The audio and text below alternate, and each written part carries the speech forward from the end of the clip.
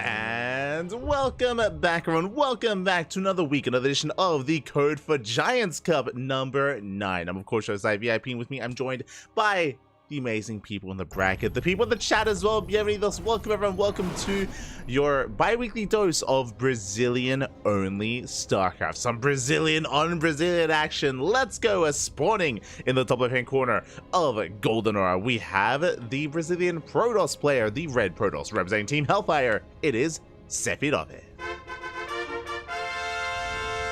And spawning in the bottom right-hand corner, we have the Brazilian Terran player, the blue Terran, representing Death Zone Gaming. It is Duka.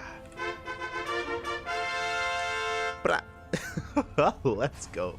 But good morning, everyone. Good morning, evening, afternoon, wherever you happen to be. It has been a day since our last broadcast. We were last live with ESL Americas. Now we're here with Code for Giants Cup. The previous edition of this tournament, we weren't able to cast live, but now we are here live and ready to go. And if you're in the chat, predictions are open.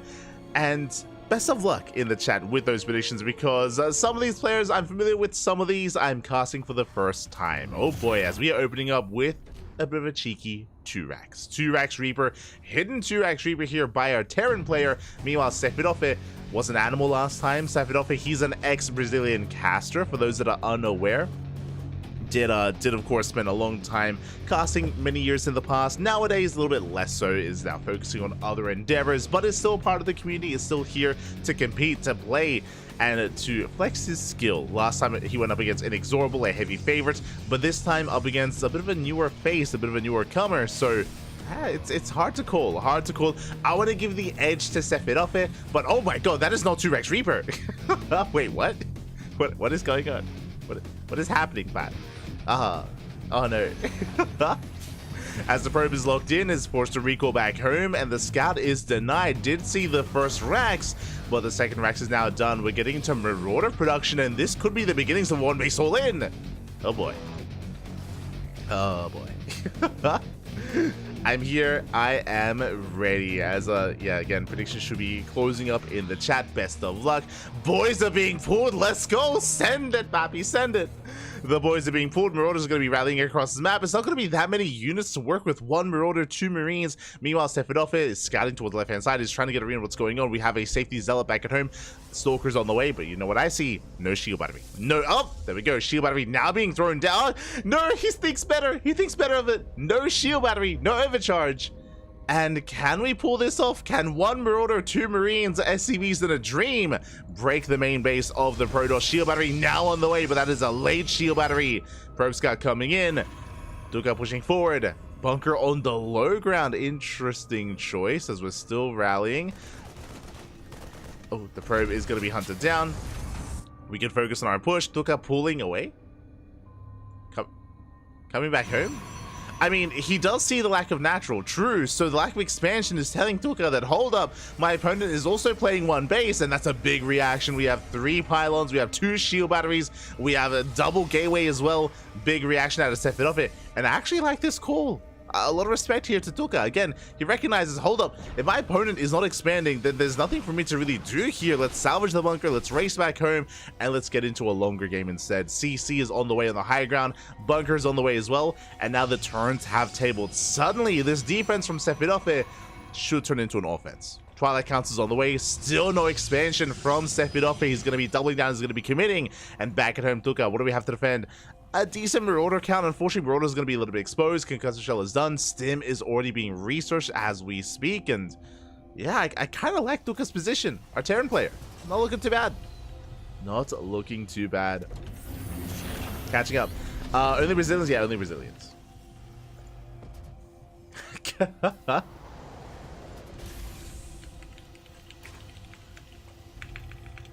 Chem is from Mexico, not Brazil. shaking my head as we're rallying back. I see in the chat, I don't know, Chem is the best in Brazil, South America. No. Mexico, papi, Mexico. Chem, he's part of the big trio in Mexico. He's part of Juanito, Jaime Rising, and Chem. And the best Zerg player in Brazil is Eric. Eric, of course. You have Eric, the best Zerg player in Brazil. You have Kelazur. You have Terran. You have Master. You have Shakti. You have Yan. There's a lot of big GMs in Brazil. If you're unfamiliar, let me introduce you. Let me introduce you, Papi. Let's go. As we do see, Sephiroth expanding back at home is not going for the one base all in. Is set up for one, don't get me wrong, especially with another gateway on the way, with Blink in production, but we are going to be expanding. Likewise, so is Tuka. And now that both players bounce off each other, now that we've calmed things down, the question becomes, where do we go from here? And who's going to be the first to move out? Honestly, it should be Sephiroth. Once Blink is done, there's not really much stopping the Protoss player from being active on the map and moving out across the map. Oh boy. Scan does reveal the expansion. Natuka is aware that, of course, his opponent is going to be expanding and getting into a longer game. Back. Oh my god. And now that he sees the expansion, he's like, yo, now you're expanding? We pull the boys, papi. Oh my, he's crazy. And here we go, the Marines, the Marauders, the SCVs, everything's rallying across the map. Stim is done. Combat shields, sorry, not combat shields, still on the way, but we have Stim, we have concussive shell at least. And with only one shield battery, with only one sentry, can we pull this off? It's gonna be close. And the army does Stim before we catch a Stalker. Not bad. One Stalker goes down, Zelda earlier as well. And the boys are being pulled away. Shield battery is gonna be targeted. But Sephiroth is pulling back to the high ground. He's pulling back to the shield batteries. Remember, Blink is done. Yeah, we're running out of fire. We're running out of Marauders. The Blink is just too good, and we're running out of steam. Oh my god, the entire army crumbles. It's a meat grinder. The Blinks are too good, even without the shield battery. Sephiroth will shut this down. Did cost him 15 probes. 15 workers did fall, but now we have a massive army. We're going for a massive counterattack, and Tuka back at home, it barely has anything standing. No bunker, no defensive structures here, no tanks, no widow mines, no siege position here to take advantage of. Tuka is in a lot of trouble. In a lot of trouble at this one, and here we go, Sephiroth going for a massive counterattack. What do we have to work with? We have 14 Stalkers. 14! That's a lot of Stalkers. We dive in, we go for the dive, we pick off one of the Marauders, we snipe one of the Medivacs as well. Nice pickoffs. Tuka trying to hold on. Desperately so, but again, at least without a bunker, like, what can we do? We can pull the boys. Let's go. You know what's impressive? Tuka pulled the boys earlier. He has a worker lead. He's on 34 SCVs plus mules. Like, if Sephiroth was passive, then Tuka could our Terran player could recover. But not here, not this time. As the tank has arrived, big tank volley going off. Let's go. Only 4 SCVs go down. Tuka still has the worker lead. Meanwhile, Sephiroth rotates, finds a random add-on. He's like, the hell happened here? It's like, what? Why is there an add-on out in the open? What happened in the early game? Oh, you don't want to know, Papi. You don't want to know. Here we go. Sephiroth is going to be rotating around. Prism into the main. Oh, okay, it's going to be a little bit supply blocked. Has to try to break out. And we do bust in. Tank's in a decent position. Decent tank volley's going off. Oh, we're catching low. The move command! Oh my god! The move command into the army! Prism does survive, but Sephiroth is slipping up hard. GG gets called! And Tuka takes game 1! Let's go! Oh my god! The move command! Sephiroth! Oh my god, GG, well played. Tuka able to survive, able to maintain. Mate, he had faith the entire time. Things were looking dire. Things were looking so dire when we saw Sephiroth counterattack, when the initial move out failed, when Tuka lost everything, when he lost all his Marines, when he lost all of his Marauders. But alas, we saw that Sephiroth, he did him one better and lost most of his own Stalkers in the counterattack again. Had a good start, but did fumble towards the end. And with that, GG. Tuka, our Terran, takes the lead. Let's go. Does take a lead. And with that, we're getting ready for game number 2. As a reminder, this is a best of 3. Best of 3 series here in the round of 64. Yeah, round of 64. Again, exclamation mark, be in the chat if you guys want to have a look at the bracket yourselves. The bracket is massive. The bracket is, oh, huge.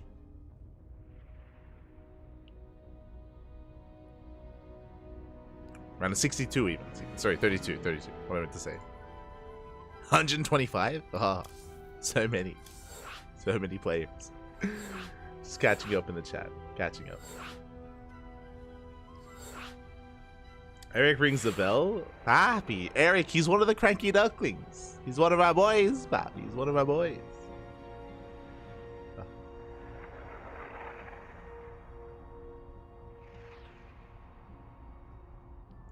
Rico. The timer keeps resetting. There was some issues early on. There were some issues early. It's all good. It's all good.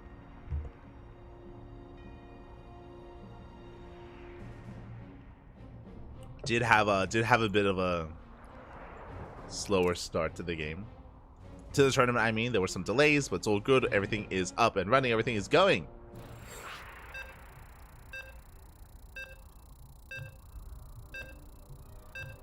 Ah.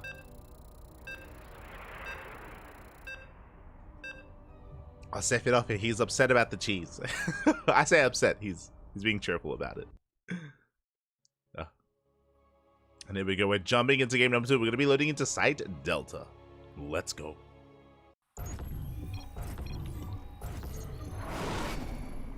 And spawning in the top left-hand corner of Site Delta, we have the Brazilian Protoss player, the red Protoss representing Team Hellfire. Down in the series, I was pinning him as the favorite player, not gonna lie.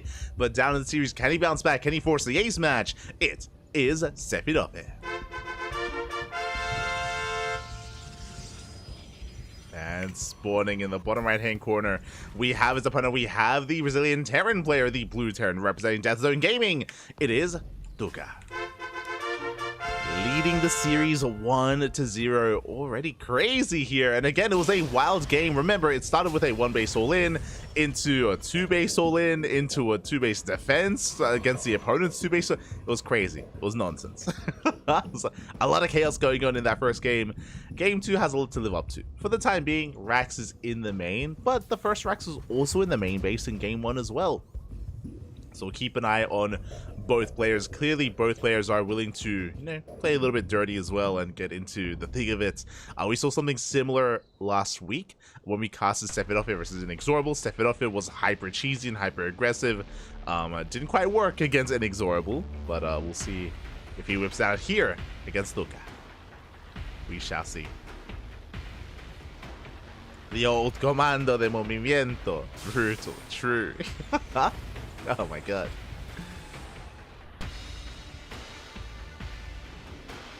Yeah, we could.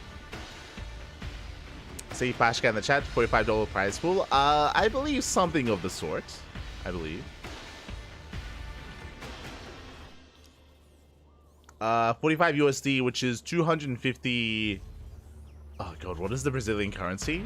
Is it rubles? Rupees? Hold on.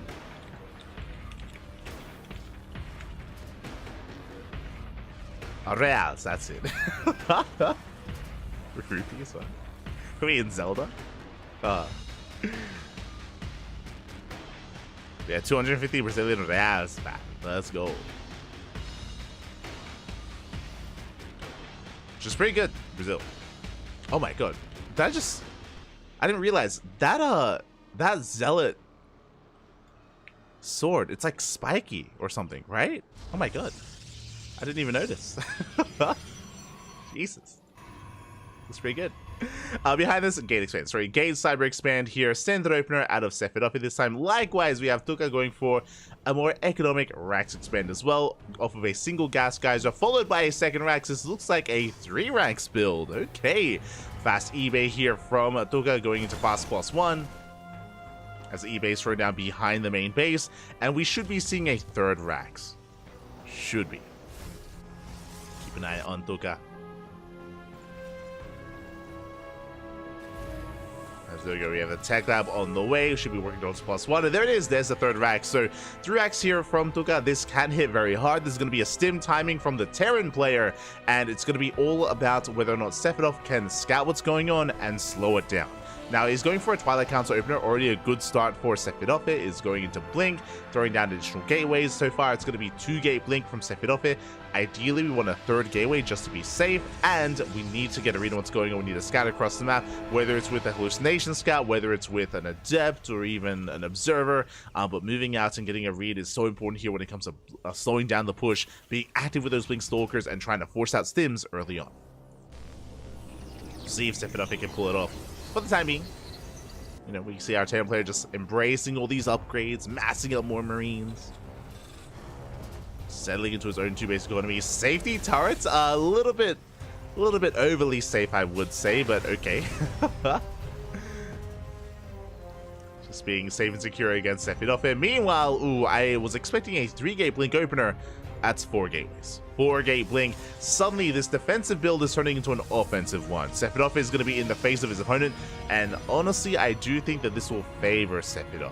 Sephiroth won't be able to scout. He doesn't really know what he's going into, but with all these Blink Stalkers, with all the micro potential as well, especially considering that this build from Duca hits without any medevacs, I do kind of favor Sephiroth's position overall. But it does come down to the execution. Especially if the armies miss each other. Duca, he's going to be skirting around the edge of the map with these Marines. Does make his way around the long way. And that means that Sephiroth and this Zealot will not scout. Likewise, he's moving out as well.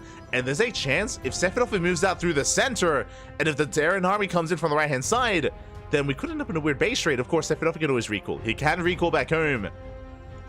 But this is going to hit like a truck, and I hope that we don't waste too much time at the 3rd base. We have to go for the kill. We have to go for the natural. Sephiroth pushing in. Army's revealed. What do we do? We're racing back. We're racing back home. Pylon is going to go down. We scan ahead of time. There's that recall. Stalkers have arrived, and yeah, these Marines, they shouldn't be able to do too much here. They take down the Pylon. They depower the Robo. But the Blink Stalkers can have their way with this army. No Marauders, only Marines. And Duca gets 2 probe kills. Just the 2. Again, this is the power of 4-gate Blinks. So many Blink Stalkers. Duca is scanning, looking for a 3rd base. Does confirm that there is none. But how many Marines was that? That was 19 Marines for 3 Stalkers. Ay. Brutal. Something that I should have mentioned as well, and an outcome of what just occurred, or a result of what just occurred, is if the Terran player identifies that it is Blink, which Duca did not, then when you go for a 3-axe like this, you need Marauders earlier on. Instead of 19 Marines, it would have been less Marines, but like 3 or 4 Marauders. That would have made a big difference in that fight. Alas, now we're starting Marauder production after the fact, after we had lost the entire army. But again, this is something that should have been worked on if we had recognized that it wasn't a Stargate opener or it wasn't a Robo opener, for example. A Stargate specifically. So that move out didn't really get much done. Sephiroth likewise getting ready for his own counterattack. Dipping in. Oh.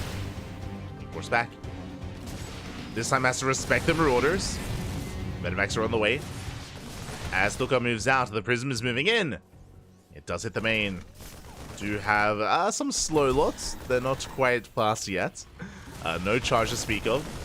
Yeah, nice kiting out of Duca. We'll shut this down. He's up the Zealots.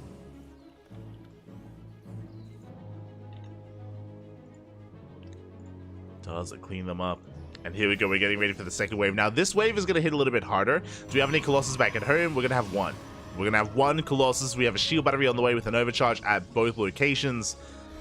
And where does Duca strike? Likewise, Sephiroth, does he have enough to defend? It looks like he should have enough, especially with force fields. Like, these sentries have a lot of potential to slice up the army, to cut it in half, or to force a choke point. We have not pulled the boys.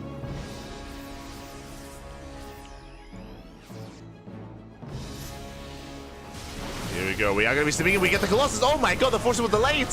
Yeah, late force fields from Sephiroth. Ay. Gonna be able to shut down the initial Zealots. Sentries as well. Honestly, this has been a good trade. Not enough to kill, but enough to maim. Duca pulls away. Does pull back. Another Colossus in production. Meanwhile, in the main base, War Prism. No! There's no Warp in!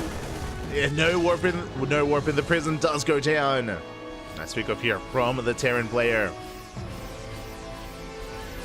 So now we're going to be taking Explain to the third base.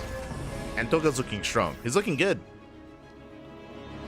The Colossus count is now that much weaker. The army as well. There's only one sentry, as the other two were sniped earlier. Charge is now done. But this mass bio style can definitely work out here, especially with only 2 Colossus, which the second one is about to pop. Meanwhile, Ghosts are on the way. It's going to be Marine Marauder Ghost. EMP is going to be available.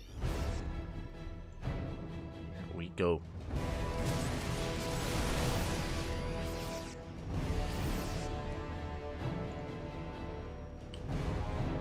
Stuka is going to be rotating, looking for a way in. Likewise, set it up here, trying to keep up, fanning out his zealots.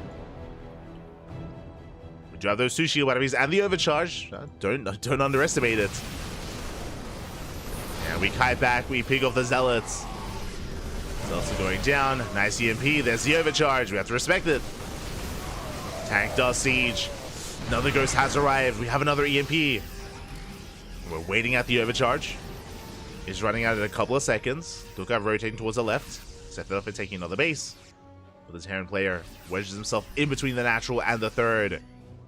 But there's a third Colossus that's about to pop out with 3 Colossus. Can the Terran army break through? He gets it. No! He gets the Colossus. Gets it for free. Ay, ay, ay. We pull back to the tank. Nice EMP. And we're stimming on in. And this Protoss army is looking so vulnerable. Diving up the ramp. Zealot Warpin is going to finish though. Yeah, the Warpin does complete. Vikings rallying on forward, and we're running out of Marauders. We're down to a handful of them left. Is it enough? He wants it. He wants a Colossus. Can he get it? He can. Not quite. The Colossus survives just barely. And Duga has to pull away. He was so close to breaking the Protoss. Again, we were down to what? 5 Stalkers, 2 Colossus. If Duga had a handful more Marauders, or if the tank was a little bit closer and was able to get some shots off, then maybe a different game state. This tank, it's doing what it can. Oh no. Zealot is going to shut it down though. Just barely. Tank does fall. And what's terrifying now is that these 3 Colossus, they survived. Well, I mean, I should say 2 Colossus survived. We're now up to 3, and now we can start Immortal production. We're going to Disruptors as well. Sephiroth can refine his army. And Duka was pretty committed. It's going to take a while to rebuild the Marauders, the Ghosts, the Bio Army, anything and everything. So down to 1 Ghost. So the Terran player has a lot of recovering to do. And yeah, this means that Sephiroth, he can finally get into his own. Finally calm things down, settle into his own game, and build up this death ball of an army.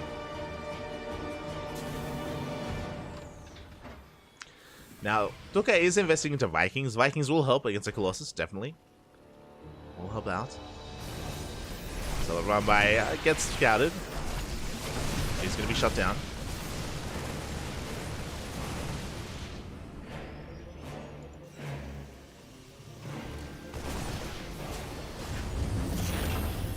Three SCVs do fall to the Zealot. Planetary is going to finish up.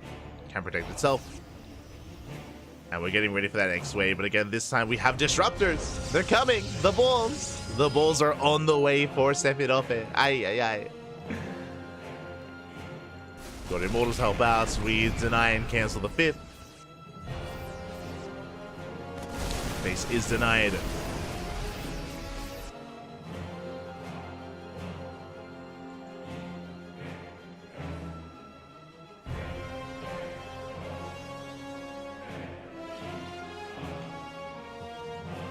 So here we go. Sephiroth is going to be rotating. Does rotate towards the south, looking for another way in. Likewise. Duka being active as well. Now we do go for the big stim. Once again, good concave here for the Terran. Oh, catching an Immortal. Not bad. Shields are stripped away. Zelarame gets 6 SCVs. Gets cleaned up. Sephiroth playing with fire right now. We have to pull away. Calm down. Jesus, that's a lot of Vikings. How many Vikings is that? 14. That's arguably too many Vikings. As we can chase this down. Stalkers coming in, but the Vikings, they don't care. Yeah, they don't care about the Stalkers. They're going for the Colossus.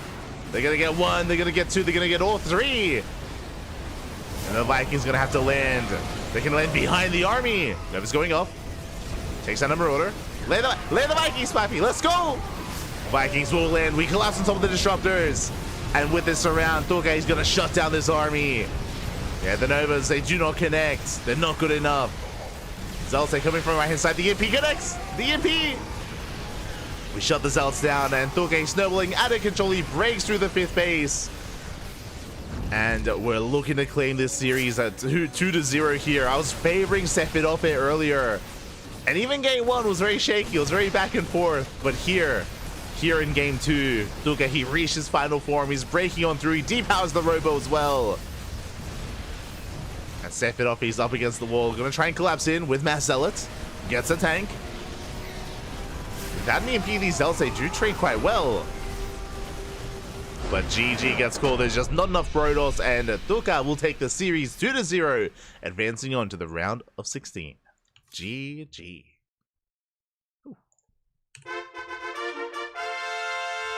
GG, well played. Congratulations to Tokai, the Terran player, the Brazilian Terran, for taking the series. Again, I have never casted him before. I was more familiar with Sephiroth, so I'm pleasantly surprised to see Tokai doing well, performing well, and bringing him down. GG, well played. My condolences to Sephiroth as he does fall here in the first round, but congratulations to Tokai.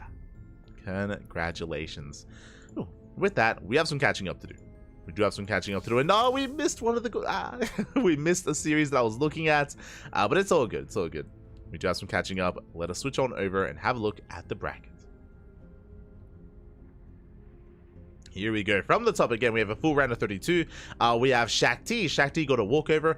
I was going to cast Shakti versus Accuser at the start of the day, but there was a walkover. Accuser did not show up, so Shakti gets a walkover, advancing on a face-off against Master. That is going to be a banger of a PvP. For those that are maybe unfamiliar, Master and Shakti, I would say, are the top 2 Protoss players in Brazil. They're some of the best Protoss players in all of Latino America. They're amazing players in their own right, and they're already facing off in the round of 16. That is brutal. That is a brutal round of 16 match. Best of luck to the two of them. Master is going to be favored. Master is more in form. Shakti did retire. He retired for a couple of years, but now he's back. He's back. Best of luck. Best of luck. Scrolling down, we have Kid. We have a Kid up against Amarova in the next round as well. In the round 32, we have Byhammer versus... Oh, I'll try to zoom in here. We have Byhammer versus Fernars. Fernas RPG. There you go. There you go. Scrolling down, we have Yen versus Firebat. Yen does advance on into next round. Yen is going to be another big favorite player to make a deep run in the tournament. Yen is an up-and-coming Brazilian Terran player. He's very young. I say very young. I remember when he was competing like at 15 years old. I remember when he actually couldn't play in EPT because he was too young. I think he's like 18 now, I think. So he's gotten a little bit older. A little bit. Oh.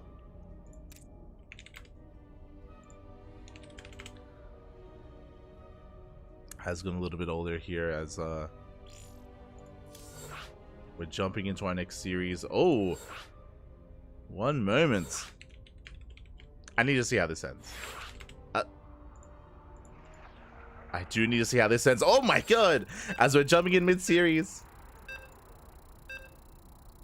Eximius. As we are jumping in mid-series, and a bit of a surprising result. Let's go. We're jumping into game 2 of Master versus Shakti. Oh boy.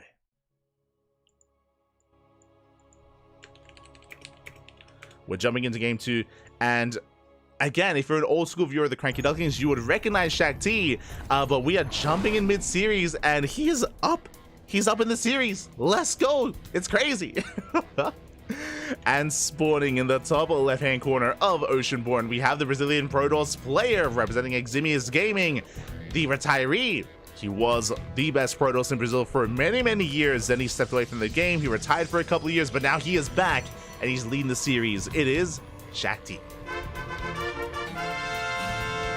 And sporting in the bottom right-hand corner, we have his opponent. We have the Brazilian Protoss player, the Red Protoss, representing Team Hellfire. In the absence of his opponent, he has risen to the top of the Latin American scene. It is Master. We have the old guard versus the new blood here in this PvP, and CranKy is leading the series. That is crazy. I was not expecting that, but it is a PvP. If you're in the chat, predictions are open. Place your bets on who you think will claim the series. I still do favor Master, but for CranKy to take the first game is impressive. It bodes well. Can we see a big upset? It's going to be a 2-gate opener from CranKy, 2-gate opener from Master. Let's go. For those who remember, CranKy did have a name change, kind of. Originally it was CranKy, then switched to Nano for a couple of years, and then switched back to CranKy. So it did have a bit of an identity crisis for a time. A little bit.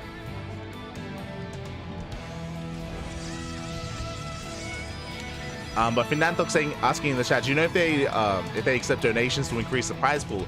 I don't believe they have a Matcherino page. So from my understanding, I don't think they do. Unfortunately, I think it's more of a set thing on a regular basis.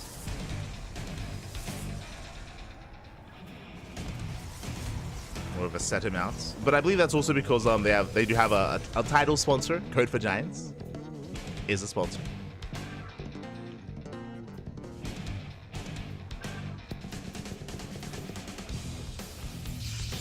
Here we go. We are going to be settling in. Again, it is going to be a double Stalker opener out of CranKy, double Sentry from Master. Sorry, opposite. Oh, God. I confused myself. So, yeah, double Stalker out of Master. We do have double Sentry here from CranKy. CranKy being quite greedy.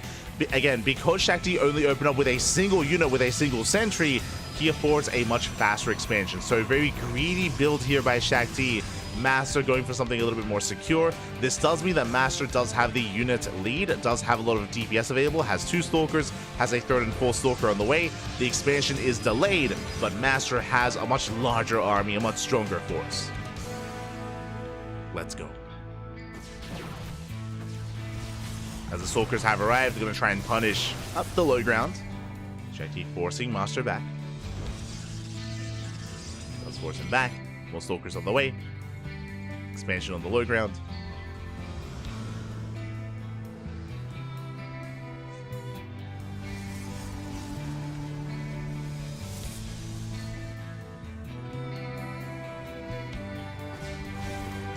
As it looks like Master, even though he could apply some pressure, and he did apply some pressure early on, he backs off. He's establishing himself on 2 bases. CranKy will have an economic lead, and Master's going to have to play catch-up. And the Red Protoss player is going to be behind in the economy. It is going to be a Twilight Council opener. Blink is going to be on the horizon. Blink likewise on the way for CranKy, but it is much later for the Blue Protoss player, so CranKy has a better economy. Master has the faster tech. And there's going to be a window. There's going to be a timing where Master has Blink, and CranKy does not. Here we go.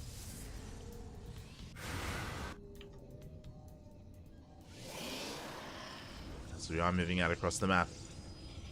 We do have our initial Adepts. Adepts, of course, 2 Adepts can one-shot a probe. So they're going to be looking to try and slip into the main base or slip into the natural. See if they can. Hallucination Scout is up, not denied. We get a full scout of the main. We get eyes on the 3-gate setup. We get eyes on the 4th gateway on the way. Oh, quite aggressive here. We're going into Glaives. Oh my god. Adepts say shade into the main. They get 2 probe kills so far. Oh, not quite a 3rd, but 2 probes go down. But this is important. 4 gateways, Glaives, not Blink. This looks like a 2-base all-in. CranKy may take a 3rd, or may look like he takes a 3rd base, but this is going to be very committed on 2 bases. And Master has seen most of what he needs to. Again, he didn't quite get confirmation of what was doing research, but seeing 4 gateways is a massive tell. Master does throw down his own 3rd. Master himself, I believe, only on 2. Yeah, only on 2 gateways. So CranKy has double the production. Oh my god, not just double. Massive gateway explosion, getting up to what, 7 gates? And here comes Hallucination. We need a scout. We need to, and we will. Big moment here for for Master. Does confirm that Shakti is going all in. Now we have full confirmation. We're fully aware, and we need shield batteries. Speaking of, we have one shield battery here at the third. I would love to see another shield battery further back in the natural, just in case we lose this position. Oh my, 8 gates! So 7 gates back at home. We have an 8th gateway across the map, so it's going to be a 2-base 8-gate all-in from Shakti. It's all or nothing. And Master, again, he, for the most part, is aware of what's going on. There we go, 2 shield batteries at the third base. Going to have an overcharge as well. Immortal production has begun. But it's going to come down to the execution. It's going to come down to the force fields, to the micro, to the engage. Army is spotted. So far, so good. Force fields are thrown down. Ooh, but 2 sentries get caught. Just one. 1 sentry goes down. Shakti rotating over towards that mineral line. Overcharge gets popped, and we have to respect the overcharge. And Shakti does pull away. Overcharge buying time. Immortal has arrived. The force fields, though, they lock the Immortal back. It's unable to engage. More depths are shading in. Yeah, they're diving in the army. They're going for the Immortal. He wants it. He wants it, Papi. The Immortal is going to be targeted down, and can he focus it? Meanwhile, the Immortals are pinned a little bit far back. The Immortal survives for Master. Does survive. Just barely. For a second. Is targeted down, and Shakti, he's snowballing out of control. He's breaking through the front lines. He got the Immortal. The boys are being pulled in a moment of desperation into Glaver Depths. Ay, ay, ay. Yeah, they're pulled into Glaver Depths. The Adepts, they just make short work of those workers. And the Immortals, they snowball out of control. GG gets called, and Shakti, with the experience, the veteran himself, takes the series 2-0. GG. Oh my god. Let's go. Gee, I need to message him. Oh my god.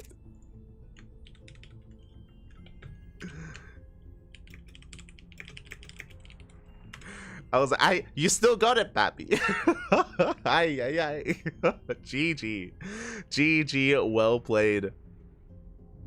Shakti does take it again. Shakti has been retired for a couple of years at this point, and comes back in, takes down Master 2-0. Again, it's PvP. It is a little bit more chaotic, but you know, maybe that's where experience does kick in, and PvP hasn't changed too much over the years.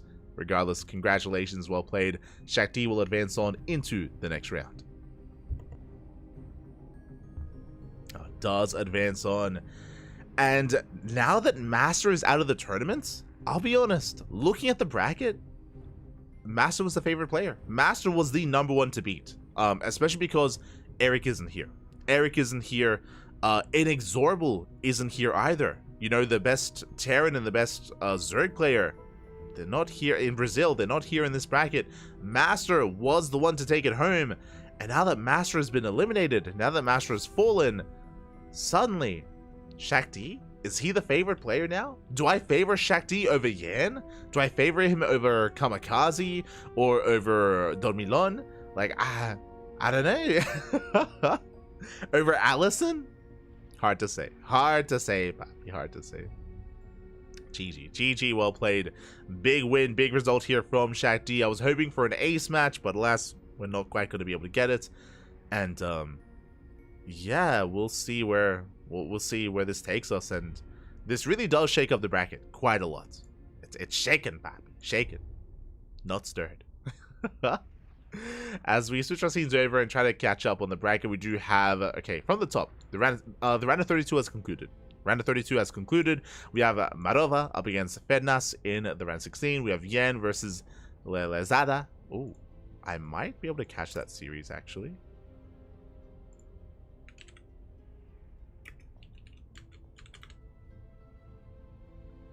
We'll slip into some DMs. Scrolling down, we have Tuka versus Simpacker. That is currently mid-series. Oh.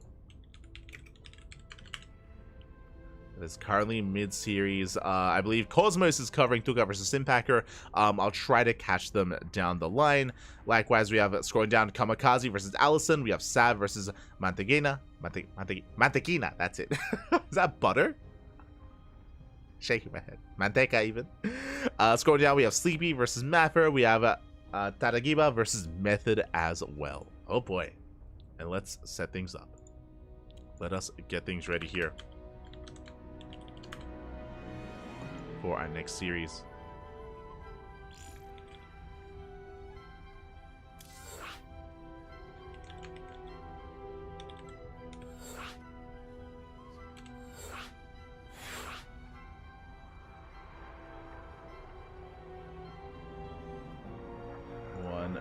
Un momento, papi, un momento.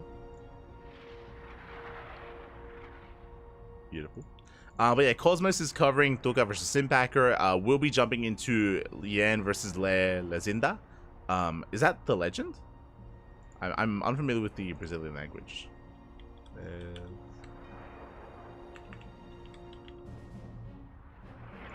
see. No, sorry. Lezada.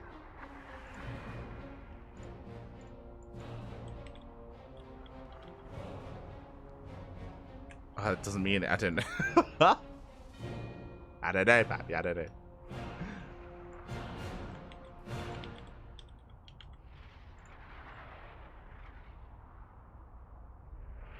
Yeah, Lezin.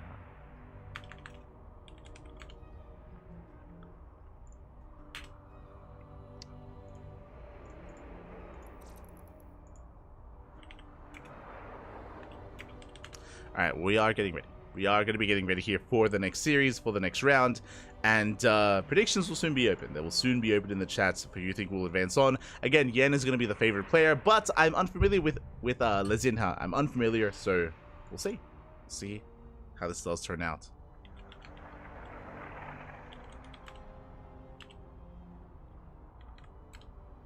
Beautiful. Beautiful. Just catching up in the chat. Grandpa still has the skills. Oh, he does. Protoss always wins. PvP unwinnable, papi. Unwinnable.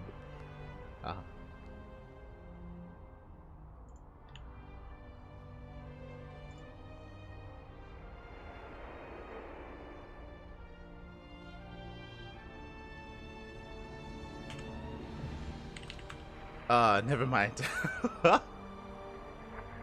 Never mind. So apparently there was a walkover. Maybe there are some connectivity issues that are going on. But it looks like Yan has claimed a walkover, so we won't have that random 16 match. My apologies. My apologies. But yeah, it looks like Yan will be advancing on. That means that we have to find another series. We might just wait for Tuca and Stimpacker to wrap up. We might jump in mid-series or follow them into the next round. Let's quickly actually check Cosmos' stream.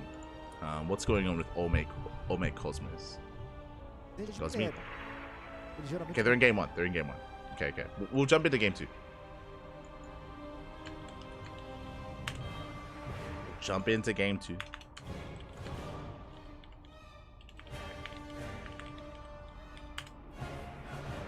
Originally, I was going to be following this series anyway. I was going to be following Tuca into Stimpacker. But I had when I saw Papi, when I saw that Master and Shakti were going to be jumping in and facing off, like I couldn't resist, Papi. I couldn't resist. I had to jump in. Don't blame me. So yeah, with that, I guess we have some downtime. I guess we have a little bit of downtime. There's currently no series active at the moment, so I guess we're going to be going on a short break. Again, the plan is to jump into game 2 of Tuca versus Stimpacker into Yan. Otherwise, I could try to catch Marova versus Fednas. I could try to catch them against Shakti. That's going to be the other option, but we're going to be focusing on the upper half of the bracket. That's the current plan. With that, thanks for watching. Thanks for support, everyone, of course. For those who may be unaware, this is a bi-weekly tournament. Every 2 weeks, we do host Code for Giants Cup. So, yeah, every 2 weeks, we do have some Brazilian action for you. And there are other events to come as well. I did wake up this morning to some messages, and we are going to be covering another tournament tomorrow. There's going to be a big Latin American event tomorrow, like from Latino America, featuring players like Cristiano, like Neo as well, Eon.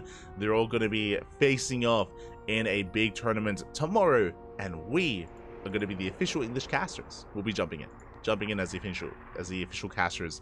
There have been some Latin American tournaments that have been being held for the past like 2 months, and I have been wanting to get into them. Like I've been trying to like get in touch with certain people to try to get involved again. Of course, we kind of started off in these big Latin American tournaments like Sentimiento Latino and Copa Hyperion, and finally we got in. Finally we did get in, got in touch, and yeah, it's going to be featuring Eon, Neo, Kamikaze, Ninja, Eggs, Luciano, I haven't seen Rescue in a long time. Inexorable, Cristiano. Basically, the best of the best in Latin America. Going to be facing off tomorrow. So we're going to be jumping into that. The tournament is called the American StarCraft Tournament. So it's not the most creative name for the event. But we'll be jumping in. And we'll be jumping into future Latin American events as well. Feels good to be back. For now though, we're going to be going on a short break. When we come back, we will have our next game, we'll have our next series. Until then, take this moment, get some snacks, get some water, go to the bathroom, drain your disruptors, massage your marines, tuck in your tempest, cuddle your colossus, and we'll be back in a couple of minutes with our next series. See you soon.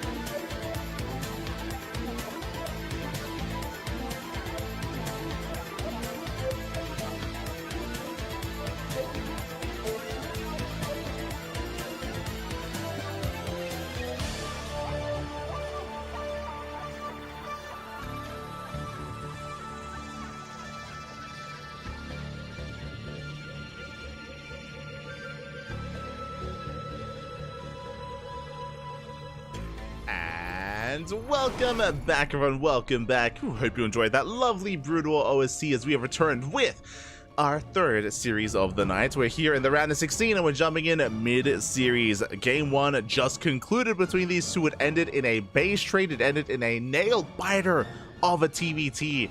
And now we're jumping into Game 2. And spawning in the top left-hand corner of Golden Aura, we have the Brazilian Terran player, the Blue Terran, representing Death Zone Gaming. It is Duca.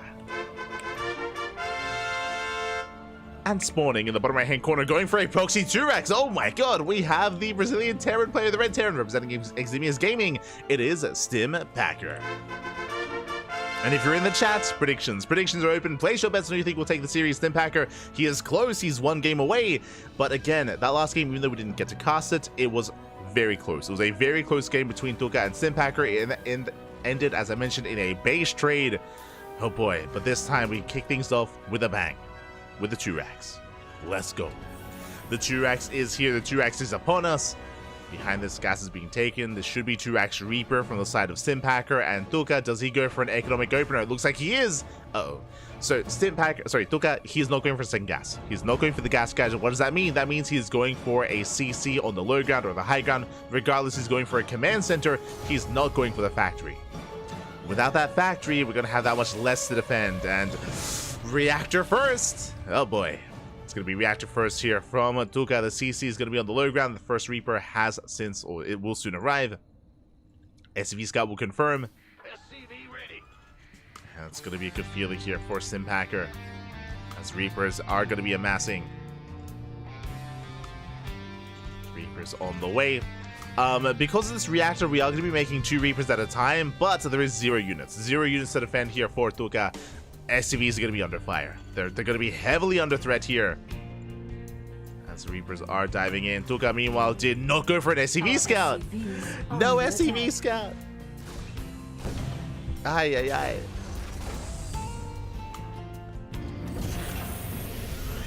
Here we go. Reaper does dip in. Boys are being pulled. They have to be Marines are going to be amassing. And we have to buy time. We have to buy time here with these SCVs. One SCV does go down. Game paused. Get a bit of a pause. Hopefully everything is okay. Hopefully. But yeah, we've gotten 1 SCV so far. More Reapers are in production here. Okay, looks like there was a bit of an issue, but now we're jumping back in. We'll be counting back in. Ah. Making sure that Duca's ready. Game resumed. Do we get this round? Oh, we barely don't. Yeah, the Reapers, they do slip by the SCVs. Just unable to get a handle on them. But we are building up into additional Marines, getting up to 4. 4 Marines are done. But the big delay here on the CC. But as the Marine count gets higher, we're going to be able to hold on. We'll be able to defend. As I say that, you still have to respect these Reapers. Yeah, there's a cancel on the expansion. Back at home, Stim Packer is transitioning. Factory's on the way. But Duca is keeping his cool. We're okay, Pappy, we're okay. He's holding on. CC is being rebuilt on the high ground. And Duca survives. Duca does survive.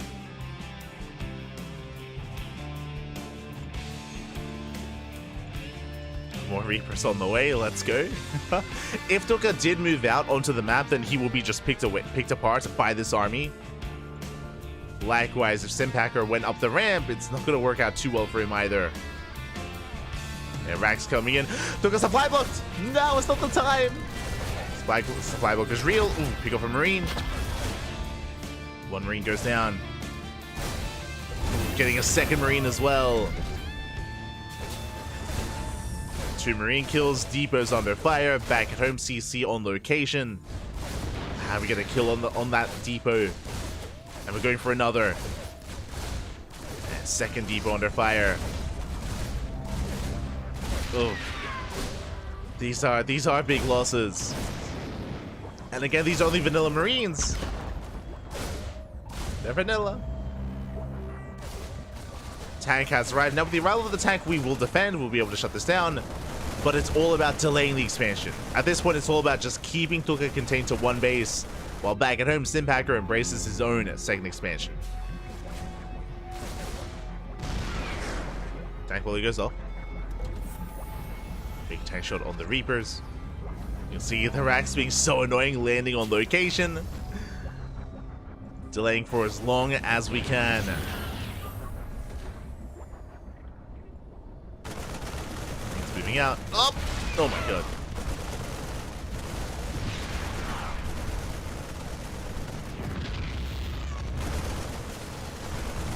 Marines dipping out for a moment. Meanwhile, Cyclone drop coming in. Okay. Going for a Cyclone drop follow-up. Ravens behind this as well. I mean, that is a good way to just slip into a mineral line and get some economic damage done. Ducklings is distracted. His attention here at the natural. Meanwhile, drop goes into the main. And what do we have in the main to defend? Not much. Second tank has arrived. Ducklings securing himself. This tells me that he can be more active with his marines, splits up his army, but the drop comes in. Up. Drop does slip in. Going for the mineral line. Cyclones are dropped. But we have marines. We're okay. And Ducklings is okay. He holds, he defends. And we're looking to stabilize. Now, Stimpacker is up 10 workers. That's the big downside. Because of the faster expansion, because of the faster CC, Stimpacker, he has a 10 worker lead. Ducklings has a little bit of catching up to do. No, we missed the drop. No. But nice tank shots though. Not bad. The Vikings have arrived. We shut down the drop. So far, so good. Ducklings, he's holding. He's holding on.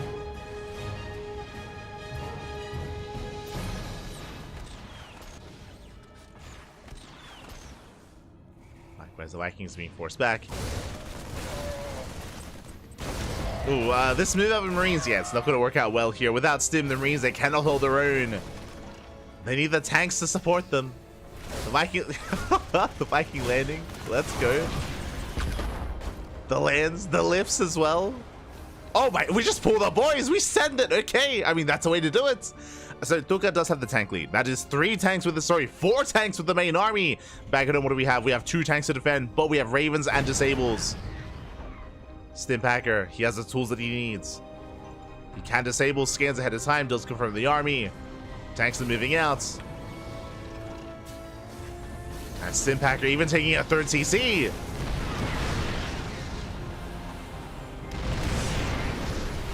Big tank volley's going up.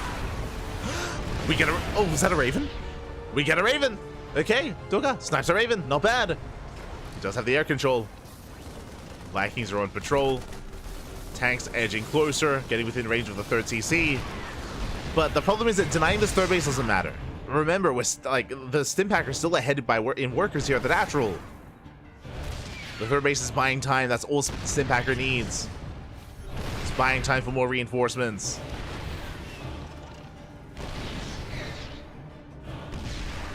Ducklings getting a 3rd CC behind this. Need to get more done, but can we is the problem. Scan reveals the tanks. Stimpacker making sure he's within range. Ooh. Speaking of. We're trying to edge up close. No, the scan! Stimpacker scans. He shuts down the 1st tank and the 2nd as well. Ay, ay, ay. And just like that, Ducklings, he barely has anything left. Has Vikings, but not much more than that.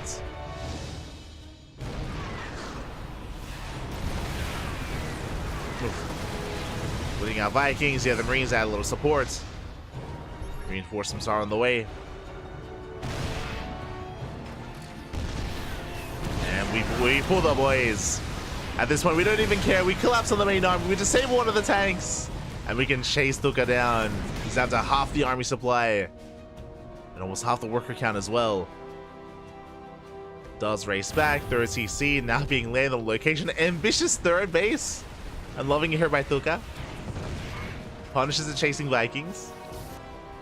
Let's punish them. He's building up, getting up to 2 base saturation. Liberators have arrived. Libs can help defend. And we can see that Stimpacker didn't actually move out. He broke free, that is true. He's got his 3rd base saturated. But Stimpacker is taking a more defensive approach for the time being. He's getting 2 more E-bays, more Raxes. 1-1 upgrades are on the horizon. Stim is done. Stimpacker, he's just securing himself before moving out. Even a 4cc on location.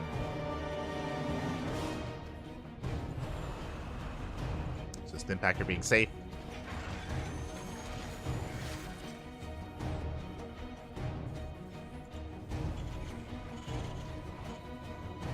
Likewise, a little bit towards the fourth.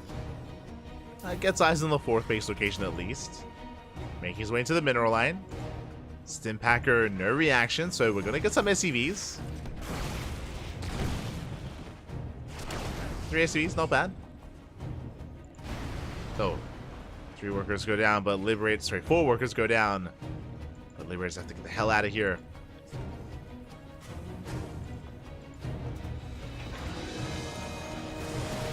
Yeah, they're a little bit greedy, and that means Liberator is going to be cleaned up.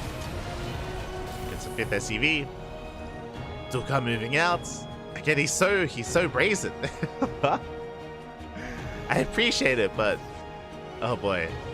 Stimpacker, he runs into the main army, and again, Stimpacker can take the fight. GG gets called, and Stimpacker will take the series 2-0, advancing on to the next round. GG.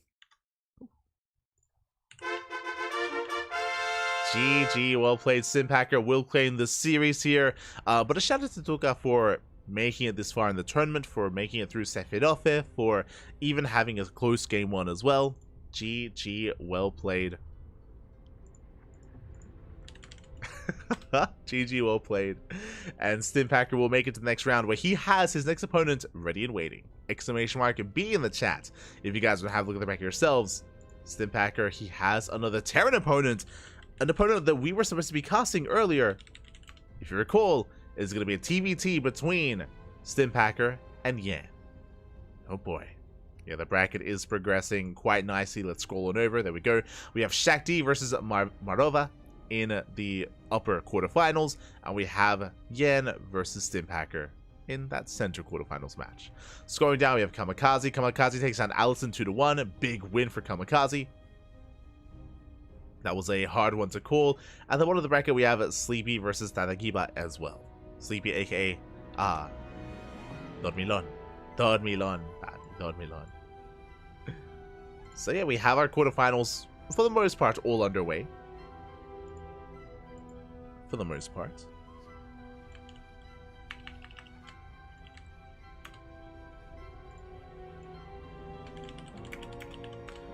And let us set everything up and get ready for our next Terran versus Terran. We'll get out of the mirror matchup soon. Again, you know, we're gonna have a non-mirror matchup semifinals at least, so don't worry about that. But for now, the TBTs will be continuing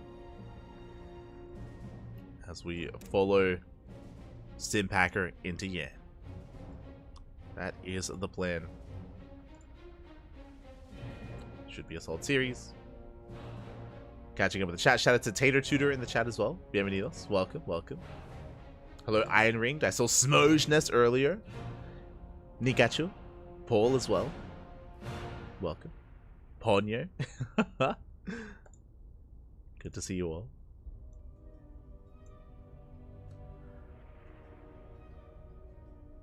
Making it this far in the tournament for me.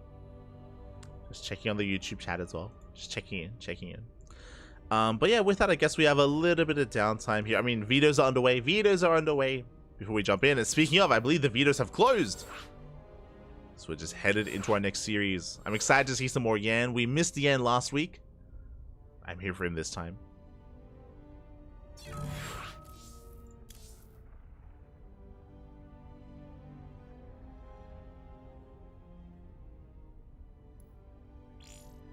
There we go. I'm here from this time, and we're gonna be... Oh! Actually. This is, never mind. Never mind. Hold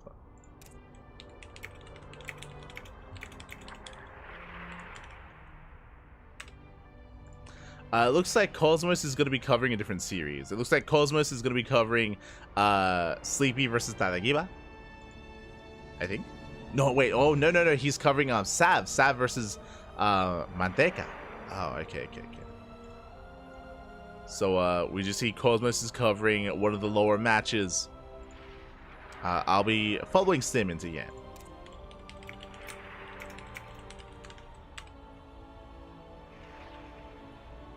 Okay, so we're splitting up. We're splitting up.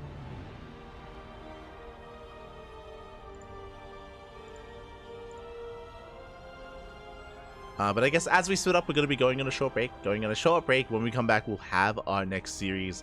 Again, shout out to Cosmos. Cosmos, of course, is the Portuguese caster. He's the Brazilian caster for this tournament. He's also the organizer and one of the sponsors. Shout out to Code for Giants as well. They're the main sponsor, of course, of this event. And every 2 weeks, we have Code for Giants Cup. And this eventually will lead into Amantes de StarCraft, more of a monthly kind of roundup event at the end of the month. That should be, I believe, what comes up next. We'll be all over it. We'll do our best.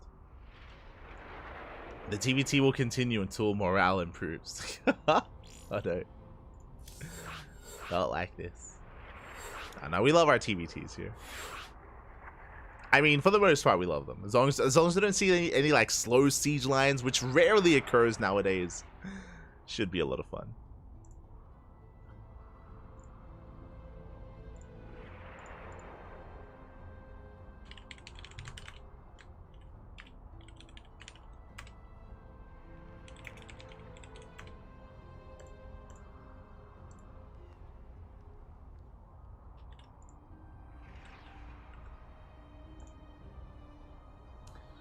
Here we go.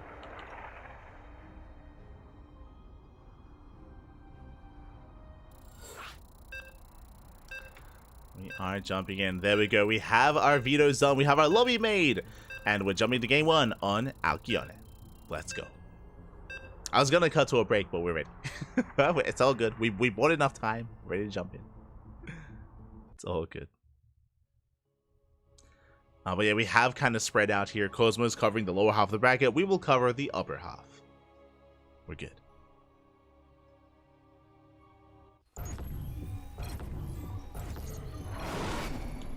And spawning in the bottom left-hand corner of Alcyone, we have our Brazilian Terran player, the Red Terran representing Team Hellfire. It is Yan. And spawning in the top right-hand corner, we have his opponent. We have the Brazilian Terran, the Red Terran player representing Eximius Gaming. It is Stim Packer. He did get Stim last time. Did get it. He better get it this time. We better not see Mech. Earlier I was like, oh no, we love TVT here, and then watch us get into like Mech v Mech. Oh no. No, not like this, Bobby. Not like this.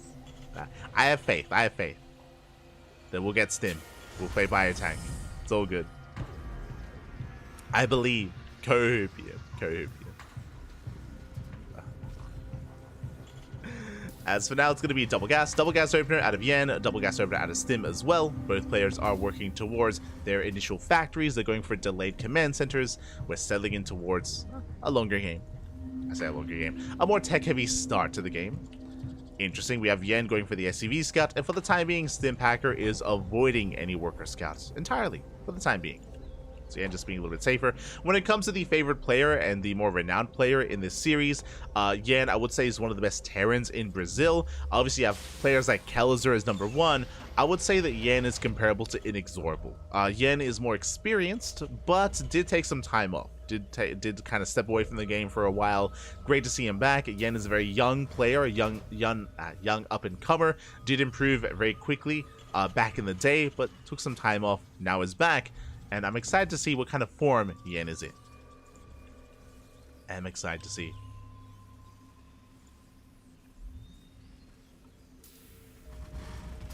I like watching them, I hate playing them. TVT is the reason I switched to Protoss. Oh, I see. Smirch. Understandable. I mean, in general, mirror matchups can be quite difficult to compete in, to play in. Can be quite difficult. Very cutthroat. As we just see, Stim getting ready for his CC on low ground. Reaper has arrived. Yan shoots first. Oh! Does barely shoot first and will force Stim back. Getting a shot off here on the building SCV, but he shouldn't quite be able to get the kill. Does delay. He does get a delay on the CC. Back at home, Yan happily building his own building. building his own command center. Getting it underway. And there's that 1-1-1 follow-up. I was curious if it was going to be Reactor Reaper Hellion, and it is going to be the case here, at least for Stim. Reactor Reaper Hellion, so massive amount of Reapers and Hellions all the way from the blue Terran player. Meanwhile, Yen, it looks like he's going to be falling back and getting into his own Cyclone production instead. So this means that Stimpacker will have more units early on. There's going to be a window. There's going to be a window where Stimpacker could try to catch out these initial units, maybe even catch out the Cyclone and snowball from there. As Yen does dip in, does get eyes on the additional Reaper Hellion. Oh, and Yen is going to lose a lot here. Trades out 1 for 1 and has to back off. Yen cannot stand and fight, does retreat. Does pull away, Cyclone is in production, and the Cyclone will be able to defend. Oh! That's KDA charge. Cyclone has arrived, and with it we can hold the line. Focus on the first Reaper. Ooh. The Hellion as well, and can we shut down the initial Reapers? It's going to be close. Up! 1 left. The Cyclone goes down. Cyclone does fall, but only 1 Reaper remaining, and it just is not enough. Behind this, more Reaper Hellion rallying across the map. And Stimpacker now is calming things down, transitioning, getting into bio production, into Marines, and into tanks. But again, Stimpacker, can he break his opponent? We still have that now initial Cyclone. Second Cyclone has arrived. We have Marines as well. Reapers, they dip into the main. Yen out of position.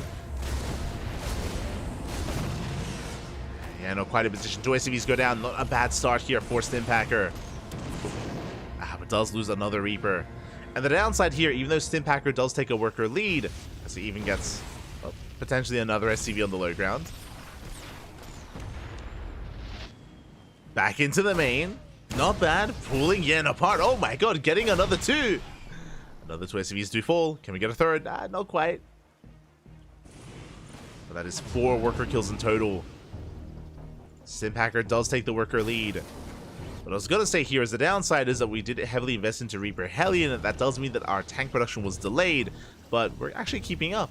Stimpacker and Yen, they both have 1 tank, both have 1 Raven. Cyclones are in favor of Yen, and he's going for a counterattack. He wants some SCV kills to equalize. Does boost in towards the natural. At the same time, Reaper's into the natural as well. Tank is in position. 1 SCV. Yeah, 1 SCV for 2 Reapers. Not the best trade towards the end. Likewise, tank also in position. Oh, the juggling! Up! Oh my god. Not losing a single unit, but they all get very softened up. The Marines are low. And we will have to boost out. Yen gets the hell out of here. Gets 2 SCVs and dips away. Does dip away.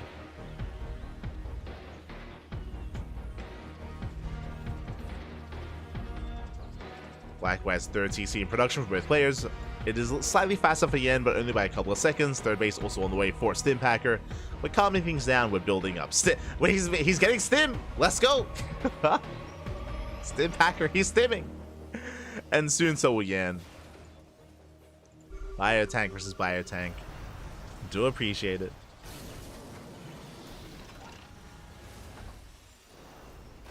As Yen does boost back in, delays the 3rd TC. Nice little pickup. We saw something similar at the start of the game, where Stimpacker's natural was also delayed. Ooh. Oh, as we do lock down the army. Very nicely done. For those that are curious, if you disable the medevac, it cannot boost. The medevac cannot boost away. So Stimpacker able to lock the medevac down.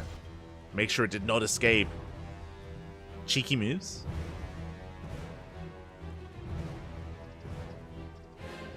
Cheeky pack. Stimpacker pulls back. You have double E-base on the way for double upgrades into Viking tank. Likewise, Yen also embracing Viking tank as well. And both players will calm things down. We had a pretty intense start of the game. Like, we had a lot of chaotic moments with a handful of units getting across the map for both players. SCVs were getting picked off as well. As the dust does settle, Stimpacker still maintains a slight worker lead. But we are embracing the mid game. Scanner reveals a 3rd base being landed. And Stimpacker is moving out. His goal here is to try and delay the 3rd base of his opponent. We'll see if he can. Zelnaga does reveal the army. Yen is aware. Yen's getting in position, looking news tab. Yen does have a slight Raven advantage, 3 Ravens to 2. So Yen can disable. Let's slow down the push. Tanks rolling in. Likewise, Yen repositioning. Let's reposition. Vikings pushing forward. Stimpacker does have the Viking lead by 2. But he doesn't like what he sees. He scans, he sees the defensive position, and Stimpacker does not take his chances. He's like, you know what? I'm going to respect this tank line. I'm a back up. That's wise move. Wise move. Doesn't try to force it. He respects it. He rotates instead, looking for another way in. And Yan does miss the rotation. He has a spotted Marine, but he does not see the Rooks. Oh. And Stimpacker can try to sneak up on Yan. He doesn't see. Up. Just again. One Viking goes down. We catch a Marine. Stim does not quite go in. Doesn't quite commit. Yan able to respond. Whew. And both players, again, their third base is fully saturated. Double drop on the right hand side. Stim moving out.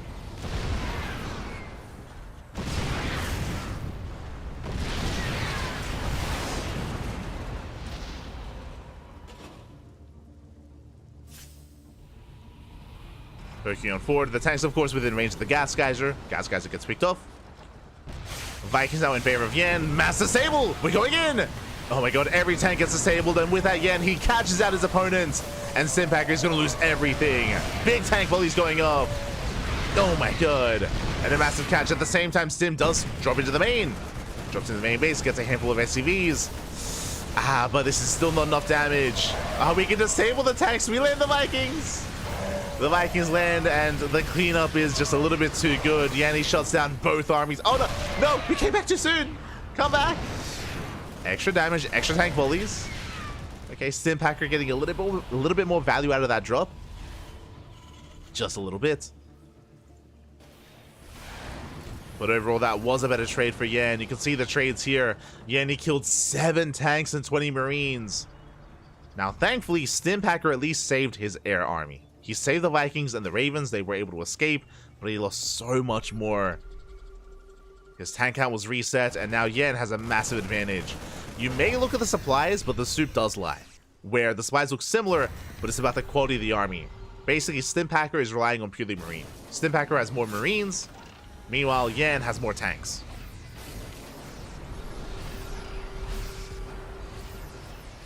The tanks are slowly pushing forward. Ravens coming in. They do unsiege in time. Tanks do unsiege. Ooh, but alas, they're gonna get caught out. Massive anti-arm missile. But the tanks are siege for Yan, and he shuts down the bio army. Oh my god. The tanks might be Dorito dusted, but that doesn't affect their damage. They still have massive amounts of damage. They punish the dive. Stimpacker plummets in supply. And now the soup isn't lying anymore. It's not lying as much. Yan takes a strong fight, rotates around, still maintains his tank lead. He's making his way towards that 4th. Has to rotate. There is a sensor tower. Stimpacker in the dark, trying to keep up.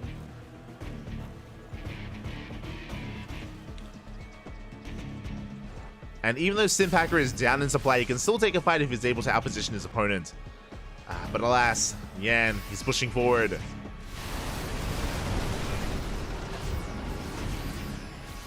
Tanks will be sieging.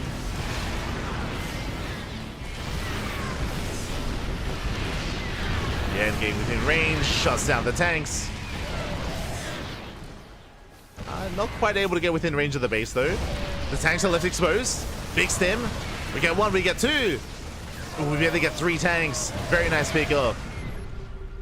3 for 1. Stimpacker is fighting back. You can see the tank disparity is now much closer. It's 3 tanks to 4. It's not as large as it once was. So that was a slightly better trade for the blue defending player. Yan rotating around, trying to find another way in. So far, Stimpacker is keeping up. And Yan has to be careful not to overextend too much. Like, that was a big overextension. Let's rotate. Oh. Jump towards the planetary. Barely out of range. We get a handful of SCVs.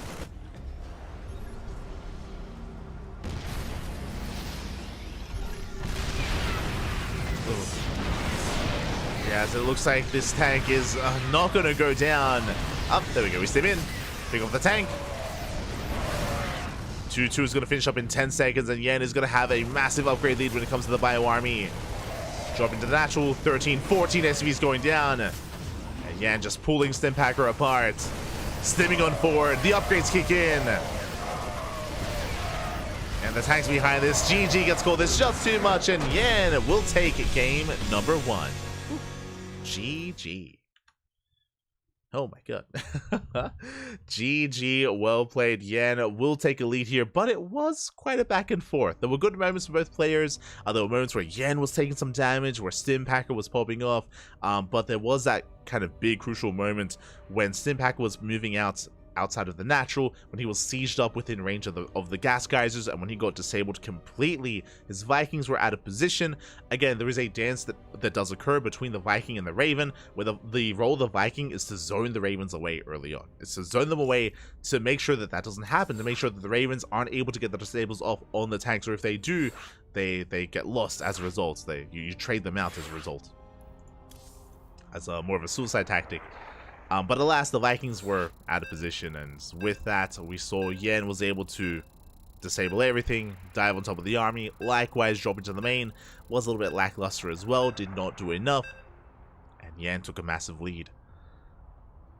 We saw that Stimpacker was able to have some moments after that where he was recovering. True, he was recovering, but unable to fully recover. And now we're getting into game 2. We're jumping into that second game. And we'll see if we can force the ace match, or if it goes the way of the Yen. As spawning in the bottom right hand corner of Oceanborn, we have our Brazilian Terran player, the Red Terran representing Team Hellfire, leading the series 1-0. It is Yen. And spawning in the top left hand corner, we have as opponent, we have the other Brazilian Terran player, the Blue Terran representing Ximius Gaming. It is Stimpacker. Go.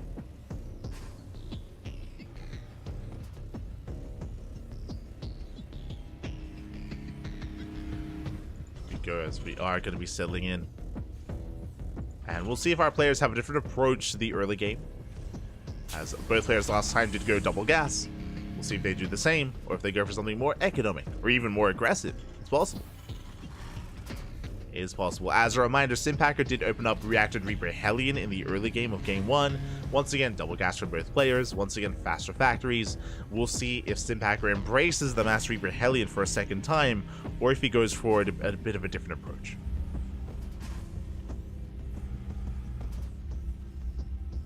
We shall see.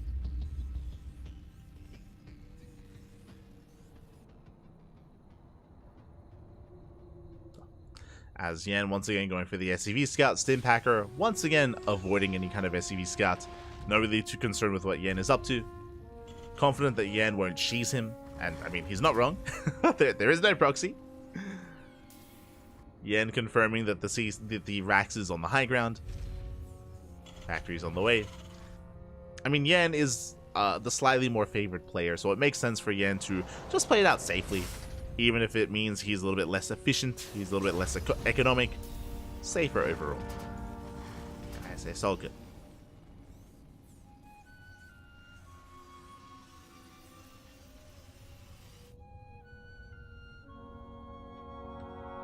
It's going to be safer. Meanwhile, Stimpacker does shoot first. Yeah, the Blue Terran does shoot first, and it looks like we do shut down the Reaper. Big overextension by Yen. This is why you do not move out with the first Reaper, because of moments like this. It can be so risky, and just like that, Stimpacker has momentum. He's moving out across the map. It does force Yen to throw down the CC on the high ground. So already some nice damage. No, it's time for the other player to overextend. Stimpacker, get out of here. So we trade 1 for 1. We do trade 1 to 1. But it was a slightly better trade for Stimpacker because his CC is on location and Yen's is not. And the big reason why it isn't is because he lost the first Reaper. So, slightly better trade here for Stimpacker. Behind this, getting to his 1-1-1.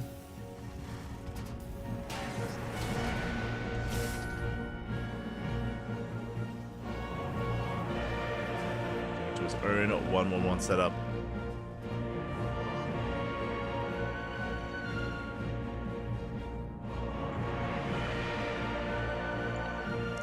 And this time, both players are going to faster Cyclones. I referred earlier that Stimpacker did commit a little bit harder to Reaper Hellion in Game 1. This time, he's avoiding that. Will avoid that. Again, hits the natural, trying to delay. Successfully does do so. Delays the CC. Oh. It's going to be forced back by the Cyclone. Yeah, let's get the hell out of here. Landing his own location.